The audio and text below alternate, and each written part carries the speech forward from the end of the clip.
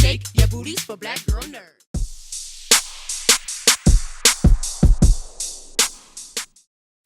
There's always a mixed reaction when reboots are announced. What was the reception? Did you observe the reception when they said Hellboy was coming back? Oh no, I don't read that kind of stuff.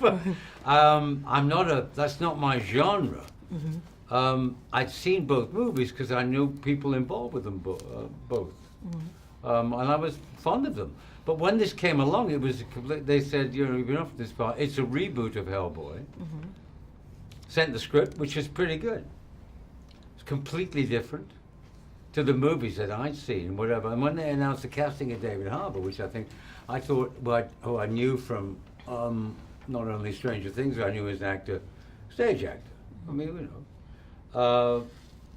and then we met, and we have this instant sort of good sort of chippy meeting, that good kind of, older guy, younger guy. No, I mean, go back and good, which continued, Jeandra, through sort of before we started the movie, and talks about our certain scenes and talks about the way the movie was going to be done. Mm-hmm. And then when so by the time he'd put a red suit on and horns and a tail, it was still David.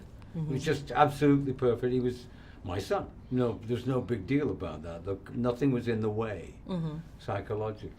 But it's nice to be part of it because the rest of it, until I'd seen the movie, I'd not seen all the special effects, a lot of the other stuff that goes into it, and it's nice to know that I think they did what they wanted to do. They made a reboot out of it, a new boot. It's nothing like the other movies, and it stands on its own in a good way, not a bad way.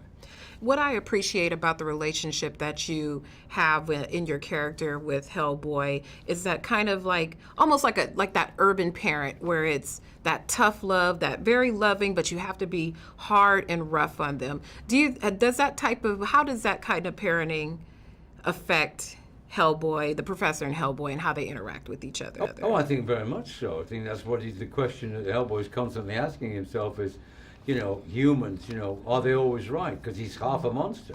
And I think he's always been confronted with that the Bruttenholm has never put anything in his way. He's never sort of said, you're not weird, you're not like an elephant man, you've got a disease, you are something that you're not. He knows of his background, a lot of it. He's told him a lot. Something he hasn't told him. But he's also... he's not his friend. He's not tried to be his friend a lot. As he said, we never played this together. We didn't play Monopoly. We didn't do other things like that. They did other things. Mm-hmm. He taught him how to, use a melon scoop on a five-eyed beast or whatever.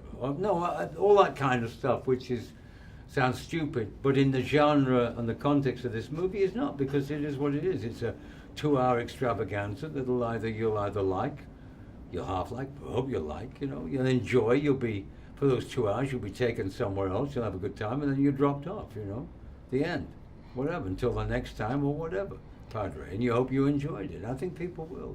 I definitely did. Better shake your booties for black girl nerds. Better shake your booties for black girl nerds.